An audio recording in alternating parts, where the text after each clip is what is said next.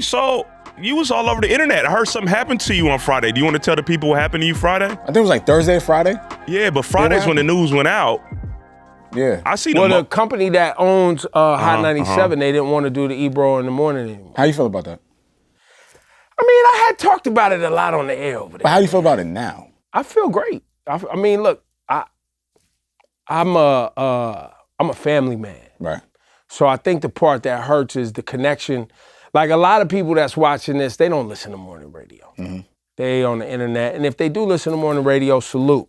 But a lot of people that's on the internet and social media, they're not like radio listeners. Right. And I'm a radio kid. I grew up in radio. I've been in radio since I'm 15 years old. Mm-hmm. So, and I've been at Hot 97 since 2003. Right. In many different capacities. And I think, that audience that listens to morning radio, they're not on social media. That's the 9-to-5 blue collar. They might, listen, these are teachers and firemen and construction workers, nurses, and like working class people who wake up in the morning and they just trying to get a little piece of something, a song or two, talk some shit, laugh, know what's going on in the world. And you might have them for an anecdote of everything 15 to 20 minutes max. Right. They dipping in and out, listening to traffic, weather, and all that type of shit. So, look, I think that's the part of me that's like, damn, those people really meant a lot to me because that's one of the reasons I kept doing it. Mm-hmm.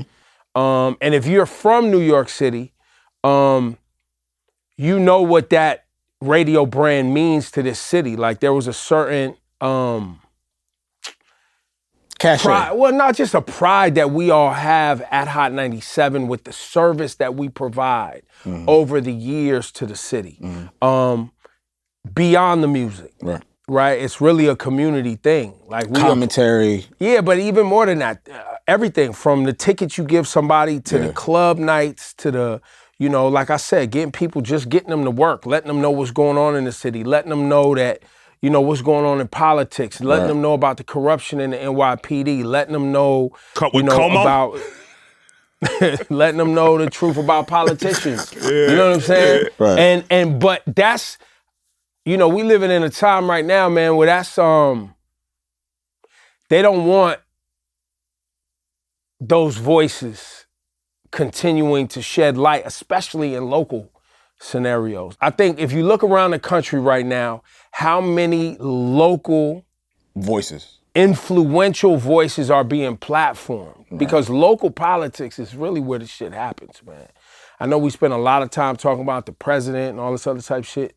Local politics is really where the shit happens that could affect your life. Ground zero. Right? That could affect Eddie's life and his ability to put up the gate around his yard. You know what I'm saying? And potholes getting filled in and schools being good. You know what I'm saying? And like making sure kids have what they need and the elderly have what they need and that type of shit. So that honestly is like one of my passions in real life. So that's why I still did that show. Okay. Right? And so it wasn't like it paid any of my bills, really. It was more so nurturing for the community. That part, and it's rare that a morning show, me, Rosenberg, Laura Stiles, Shawnee, Juanito, Griff, Rasan, Cass, actually like hanging out with each other. So when you wake up at 5 a.m. You with them for like 4 or 5 and you're hours. hanging out with people you actually like and that you care about, and you care about their families, and you care about the city that you live in. Like that shit is a blessing, bro. That shit was an honor. So I think that's what I think about the most. I want to ask you something, man, because, Here we go. I just want to be real, bro, because you kind of have this thing, a narrative that a lot of times we see with online personalities or famous people, and you're online constantly, so you see the narrative. And when you get let go, there's a portion of the internet that likes it, right? And of course, as they should. Not like it. I like that Ebro energy. They love it. You know what I'm saying? That shit, they was lit. And they were very boisterous. And the narrative that goes around, and I'm going to say some of them to your face, and you see them, I just want to say it so people on the show know we know about it. Things, you ruin New York hip-hop. And then another thing says, you're always hating on new artists. What is there? Those are the main two I see because you're my man. So to me, I'm taking it kind of personal, but I'm not gonna get in with strangers online. But I mean, what? So the whole New York hip hop shit if people really do the math on that, I accused 50 Cent of that. Which was, I was about to go into that. That was an accusation I leveled at 50 Cent. What was that, 2000? I don't even know how long ago. That might have been a decade ago. Which is now your narrative, but what happened? Because he spun it. Uh-huh. Yeah. He was like, in the debate, I was like, yo, you ruined New York. He was like, you ruined New York hip hop. I was like, no, it was you, because nobody wanted to work together. And when you was at your hottest, at the peak, nobody in the city was working with you either. So not only did you make it so people didn't want to work together, but you made it so that the hottest MCs at that time That you didn't like. was in your line of sight. Right. And that coincided with the demise of the record industry in general, because I was downloading and switching over to blogging and Napster, and all these other business things were actually happening. Right. But I just blame 50 Cent. And 50, I was on the phone with 50 Cent last week. 50's my guy. We still do this skit with each other. But the internet is gonna latch on to something that's gonna get engagement. And that narrative is something that's gonna get engagement. So, I mean, I don't give a fuck if people run with it or not. Cause the artists, people who is actually popping and people who actually are popping in New York as artists, they know what I've done to help music in this city, artists in this city, even before Apple Music, and even more so since I've been at Apple Music. Most people don't even know, because they talking about Hot 97. They don't even know that I'm on Apple Music every day at 3 o'clock. They think you're done. They're like, oh, cool, we got Ebro out of here. They're gonna see this video like, yo. They was coming for us. They was coming for us too. They said we're next. I'm like, I didn't do They nothing. said we were next. Y'all don't even work there. They said we're next. Nah, it's a good time. But y'all gotta love this. And there's gotta be a piece of where... Ain't nobody worried about the motherfuckers. No, but that's why I say y'all gotta love it, because, I don't know, I'm like this though. Right. To me, it's all a sociology experiment. This shit is all, you get to learn about people in these moments. Like, that's the value here. You get to see who stands for what. Their logics. You get to see how they think. Right? Are these people on social media even real people? And it also is glaring. Most people don't even know how this shit works. Mm-hmm. They don't even know that they think their world is the end all be all. Yeah. Meanwhile, they don't even know the different worlds that I'm in. What about the other narrative that you hate on all new artists? This is just the thing they say. You hate on all new artists. I mean, you would have to ask all the new artists that I support. Well, yeah. Can you name anybody that he hates on? Listen, bro. It's not that. I'm being the other side of it. I understand you playing the other side of the pillow. But what I will say to your credit, like there's one super famous. I'm gonna lead this for everybody. The only motherfuckers complaining usually is the motherfuckers that don't make it, bro. That's a constant.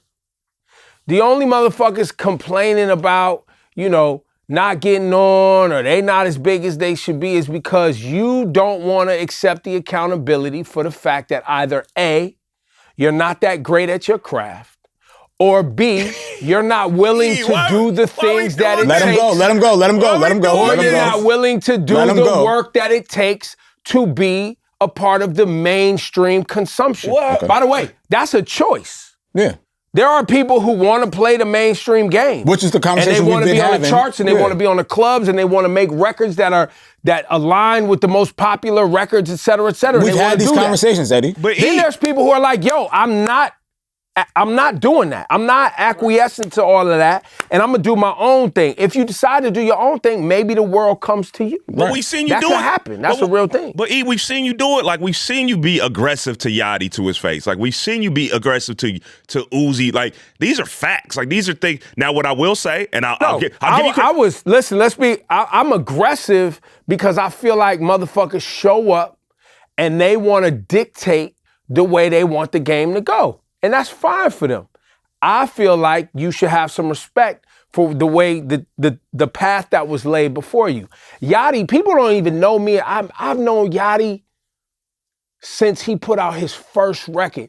I was the motherfucker that brought Yachty on Apple Music to talk about the hip hop that he had not heard so that we could sit and talk and learn about the hip hop that he didn't grow up with. Mm-hmm. And the first time he heard Pac, and that interview happened on Apple Music, on my show on Apple Music. Shit, when was we at Jungle Studios? That was 2017. Yeah, 17. When did we get our studios on Fifth Ave? 2018. 2015. It was probably like 2017, bro. I've been supporting Yachty since then. Okay, but E, here's the thing. What I know about you behind the scenes and your reality online are two different things. What you're saying is true. You support, like even the Uzi thing, when Uzi clowns you with the fake track listing and called you Ebro's a hater or whatever it was. I know behind the scenes, you and Uzi are cool. What circulates is all those old clips. But if everybody knew that my old 50-year-old ass and Uzi Vert was cool, that ain't no fun. But you do understand, like, the narrative and the rhetoric that he bleeds off that. But you kind of lost. He literally just said it ain't no. Listen, I'm gonna tell y'all something. If you go back and look, in 2012, when I first decided, you know what, I'm gonna go on. So I wasn't even give a fuck about social media before 2012. About 2012, 2013. That's when we got to it. Yeah, because you an idiot too. You finally grew up. But I started trolling. There was a lot of artists that I loved that was my friends that are phenomenal MCs. This same complaint about, mainstream radio, Ebro, you hating on artists, all this shit been going on since the 90s, bro. I've been dealing with rappers and all this stupid shit since the beginning of all of this shit. Right. And so I started going at niggas, you might remember this, telling niggas they minor leagues. You told me that. Literally to my face. Shout out to Jazz Fly. Rest in peace. Yeah, you told me that to my face. I was like, you minor league. You niggas is minor leagues. Now, the reason I did that was because it gave people a conversation piece and really challenged people to try to look at who are, quote, and I just use minors and majors, honestly, because it came from this article at the time where people were talking about the best basketball players ain't in the NBA and some of the best baseball players ain't in the major leagues. And that's because either A, they don't have the desire to fit in to what that construct is. Right. And what's required of you if you want to be a part of that construct. Right. From a business side, how you carry yourself, everything. Like literally how you move, full stop. And so I was like, listen, this is applicable to hip hop.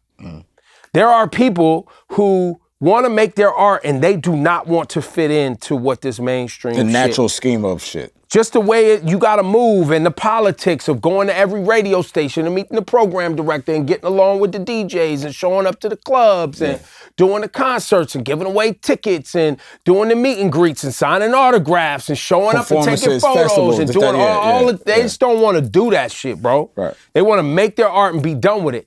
That's fine.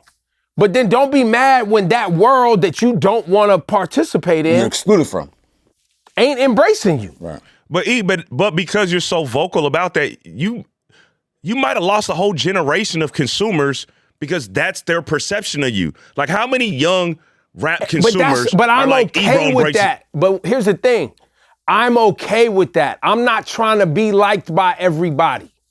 But who's that I'm good trying for to at have the end of the honest day? conversation regardless of how people feel about it. That's my commitment to myself and to the game. I would rather, and by the way, and I'm okay being wrong. I encourage people to prove me wrong. Uzi Vert, he's a rock star. I disagree. Prove it. Right. Prove it. Did he? Y'all tell me. But don't you Then think people there's a say, better well, way? you're not looking at it the right way. You're supposed to look at it like this and like that and like that. Oh, so now you want to change The goalposts. to fit your narrative. Cool, once again, cool. I disagree. But don't you think you could have done it a different way? Like there's a way to embrace all of it. You could have still been E. You could have still did the things you do, but along the way, there became a disconnect. Like I don't think you had to disconnect. You could have still did the same thing. You could have been the same person, but the perception is you just don't embrace your. You want more likability from him. No, that's not what I'm saying. That's what it sounds like. No, what I'm saying is there's Wait, clearly do you think the Hot 97 gig has something to do with artists? In what context? Like, do you think that like this narrative, this internet narrative has something to do with like artists and shit? Is that what you think? I think a lot of those clips that I see that people use are from Hot 97. They're not from Apple. It must have been working. Otherwise, I wouldn't have been there for the last 13 years. However long it's been in that capacity. But there's no culpability on your side that you might have helped with this narrative of a generational divide within hip hop. I fed the narrative.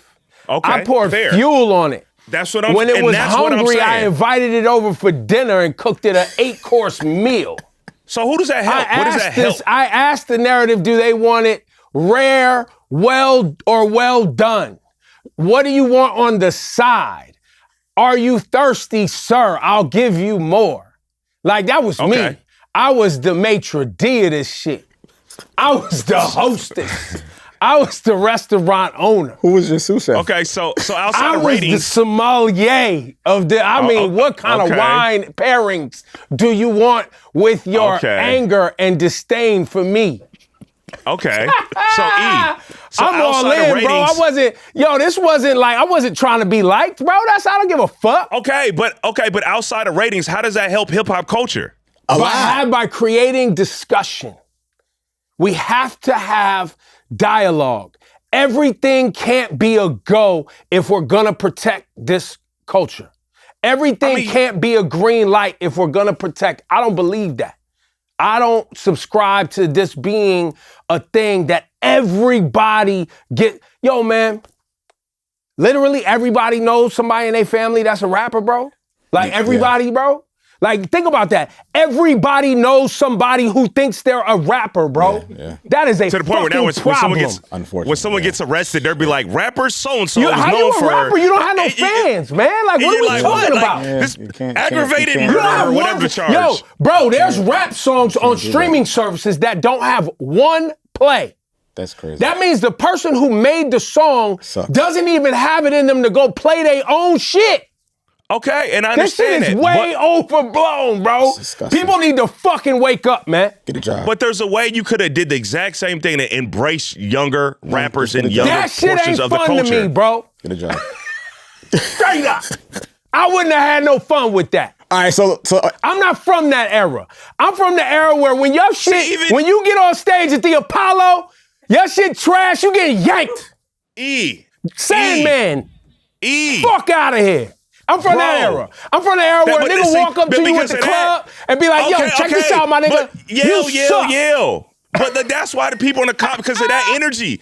That's why people in the comments doing the thing that they do. Eddie, what's wrong with Eddie, hold up, Lo. Eddie, I love you too. Because what Eddie's articulating right now is, you my brother, and I hate seeing motherfuckers come for you. And that's really what you want to say to me. You don't like what's happening. And I love you too. But don't worry. There's people watching this right now didn't even know this show existed. And it's all because of that shit you talking about. Because they ran their play over there with that corporation, and now they tuned in over here. Touche. Okay. And so if they got time, bro, you know what's the craziest part, son? No, it's crazy. No, your heart. No, it's crazy. Just your heart. All right, 5 years ago, people used to tell me like, yo, radio don't matter, nobody listen to that shit. Bro, yo, I put up a video burning a spliff just in the whip. That shit was on TMZ. I thought y'all didn't care, bro. Like, what are we talking about? That's crazy. So here we go. No, I gotta hold you to the fire. No, I'm just saying. Go ahead. Why'd you delete it? No, I took it off because I put it on the new YouTube channel because I wanted people to go over there and watch it. Monetization. I he said it too. Yeah. And behind all right, so you gotta go Ebro Laura Rosenberg. That's over there. But full circle moment. The whole reason why we had to come to work on a day I'm supposed to be on vacation for 3 weeks, Ebro, thank you so much. I gotta ask. You got let go from Hot 97. They've moved on. What's the next move? What happens now? I'll be on at 3 o'clock on Apple Music. Like, what are you talking about? I'm right here every week. I didn't ask. Apple Music. Like, why? Wait, what? No, he asked. You don't even y'all niggas don't even listen to Hot 97. Y'all ain't worried about Hot 97, bro. I do. My sister was upset. Yeah, but she has a job. Yeah, I know. You? I do. Sometimes you don't work. It's fine. All right, cool. Sleep. So we gotta get 2 Rap Life reviews a week now that you got time? You wanna do more? We got time. Well, you got time. Why not? Nah, I don't. I still got my regular work to do, man. Okay, you're right. Okay. So is this the last episode of the year? Of this one? Of Rap Life. Rap Life. Are you gonna call it another emergency? Next week. Look, no one wants to come back. The Lord. No one wants to come back. Like, yeah. But y'all can also, if you want, make sure you subscribe here. Ebro, Laura Rosenberg on YouTube also. Them shows will be up every day. Good. So it'll be some things going on, man. Yo, Eddie, happy holidays, brother. Happy holidays, Lo. Happy holidays, E. Yo, happy Hanukkah, everybody. Happy holidays, happy Christmas, happy Kwanzaa. Shout out to all our people behind the scenes that be working hella hard that you never see. It's Rap Life Review, man. Happy holidays, happy New Year, man. What's up? You just finished an episode of the Rap Life Review. It's 2025, so New Year means new episodes coming your way. If you want to get in the conversation, you can always drop us a comment below. And of course, you can like and subscribe so you never miss a new episode. Catch us next week on a brand new episode of the Rap Life Review right here on Apple Music.